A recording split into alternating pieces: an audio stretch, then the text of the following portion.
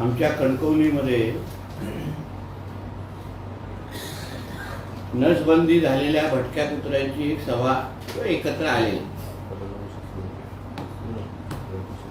मी ह्यावर प्रशासनाला वारंवार पत्र लिहिलेले आहे.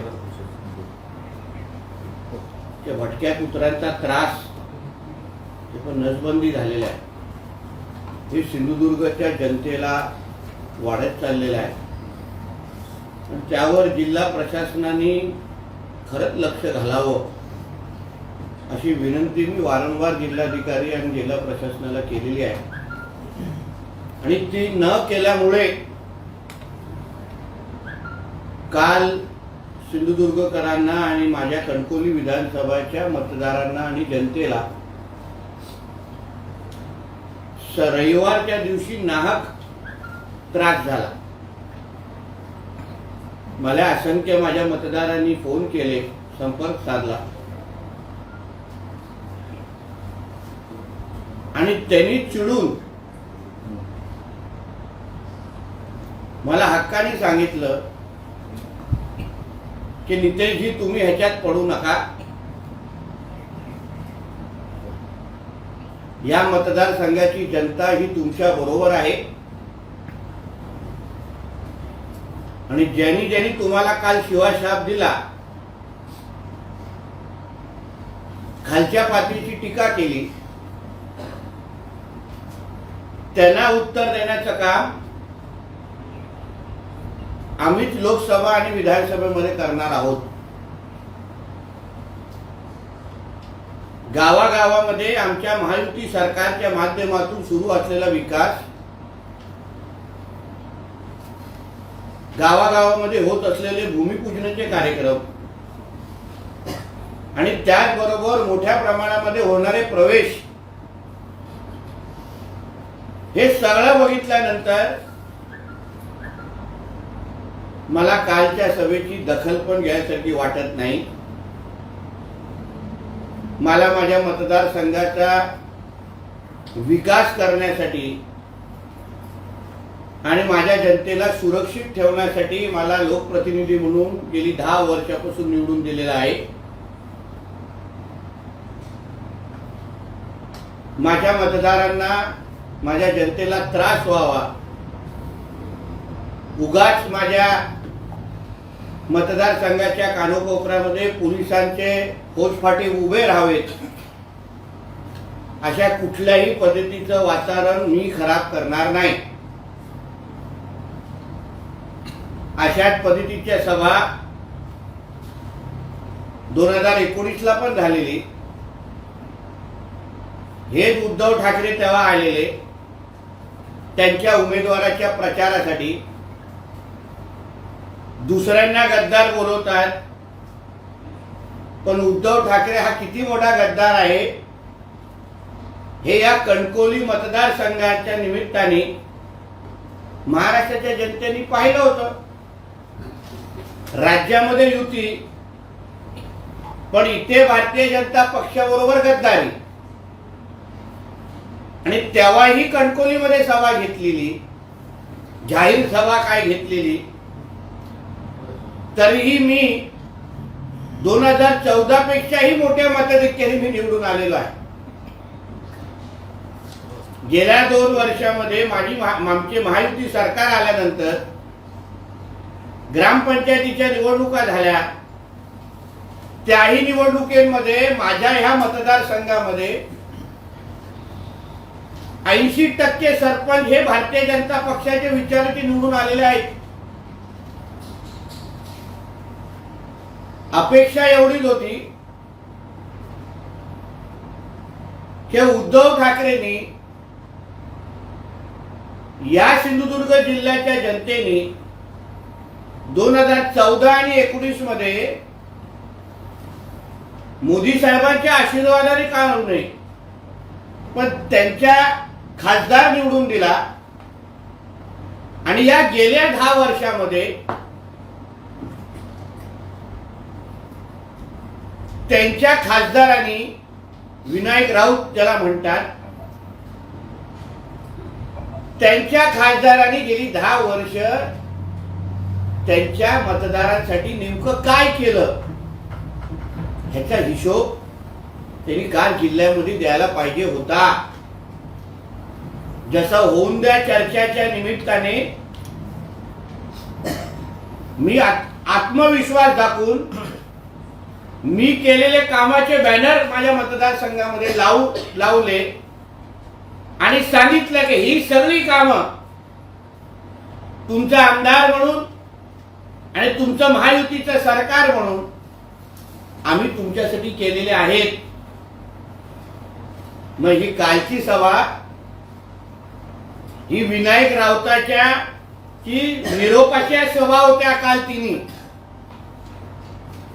कारण का 1 महिन्यानंतर 1.5 महिना जेव्हा पण लोकसभा निवडणूक होईल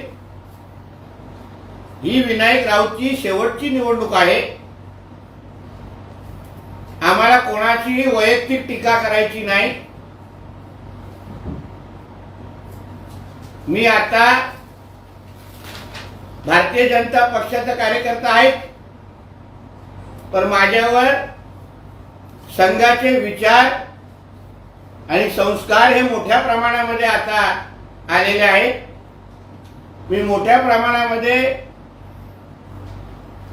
संघाच्या विचारासंदर्भात पुस्तक वाचणार आहे. मग मी कोणाचीही वैयक्तिक टीका करणार नाही, मला त्याच्यामध्ये पडायचं नाही. मी माझ्या कामाने मी माझ्या जनतेची सेवा करण्यासाठी इथला लोकप्रतिनिधी आहे. उद्धव ठाकरेच्या शिव्यांना उत्तर देण्यासाठी मला लोकप्रतिनिधी म्हणून निवडलेलं नाही. तुम्हाला नितेश राणे इथे नको असेल तर तुम्ही पर्याय म्हणून तिथे उभा करा. जनतेची जेवढी मी सेवा करतो 24 तास उपलब्ध असतो तसा एक लोकप्रतिनिधी म्हणून स्पर्धेमध्ये उतरा. एका बाजूला बोलायचं राणे संपले, आम्ही दादागिरी संपवली, काय ते झुंडशाही संपवली, काय काय काय काय बोललात. तर मग तुम्हाला बांध्यापासून ते खारेपाट्यांपर्यंत राणे साहेबांचं आणि राणे कुटुंबाचं नाव घेतल्याशिवाय तुमच्या साध्या कॉर्नर सभा होत नाहीत. आमचा उल्लेख केल्याशिवाय तुमच्या सिंधुदुर्गाचा दौरा होत नाही. आमच्या उल्लेख केल्याशिवाय तुमच्या सभेला गर्दी होत नाही, टाळ्या पडत नाही. म्हणजे सिंधुदुर्गाच्या डीएनए मध्ये राणे किती बिंबवले आहेत ते किती सिंधुदुर्गाच्या डीएनए मध्ये राणे साहेब आणि आता भारतीय जनता पक्ष किती खोलपर्यंत रुजलेला आहे ह्याचं उत्तम उदाहरण कालचा हा दौरा आहे.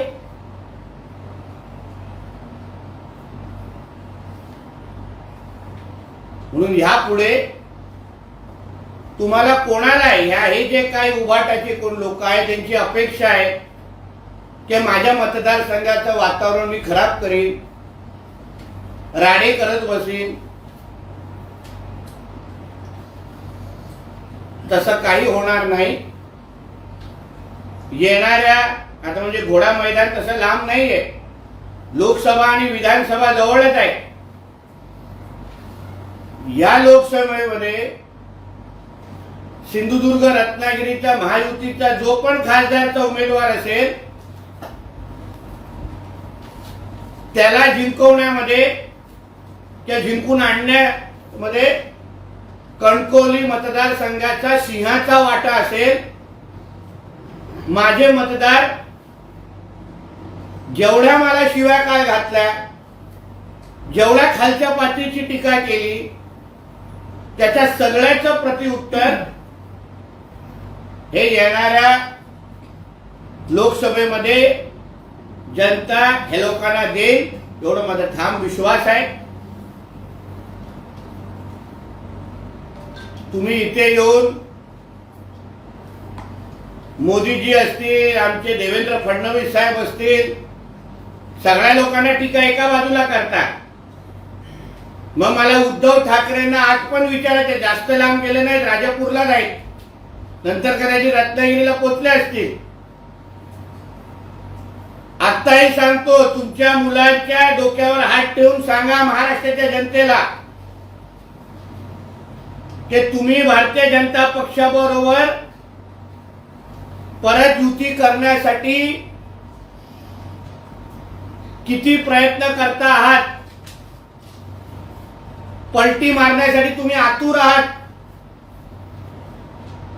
कोणाला कुठे, मुंबईच्या कुठल्या हॉटेलमध्ये, दिल्लीच्या कुठल्या गेस्ट हाऊस मध्ये कसे फोन जात आहेत, कशा बैठका होत आहेत आणि कुठल्याही अतिशर्ती विना मला परत घ्या असा सांगणारा हाच उद्धव ठाकरे आणि उद्धव ठाकरेचा प्रस्ताव भारतीय जनता पक्षाकडे आहे. त्याबद्दल काय करायचे आमचं पक्षश्रेष्ठी बघतील. मग तुम्ही कुठल्या तोंडाने जाहीर भाषणामध्ये भारतीय जनता पक्षावर टीका करत आहात, मोदी साहेबांवर टीका करत आहात. ज्या इंडिया अलायन्स आणि महाविकास आघाडीमध्ये बसून तुम्ही तिथे जागा वाटप करतात, त्यांच्या पण पाठीवर खंजीर खुपसण्याचं काम तुम्ही आताही करताय.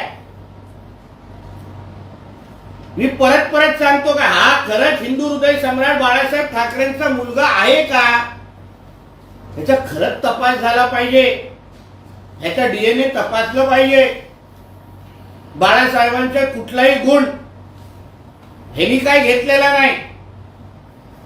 बाळासाहेबांच्या रक्तात गद्दारी नव्हती, पण ह्याच्या नसानसामध्ये गद्दारी भिनलेली आहे. म्हणून मी परत सांगतो की मी माझं काम करत राहणार. मी माझ्या जनतेचा विकास करत राहणार. माझ्या कामातून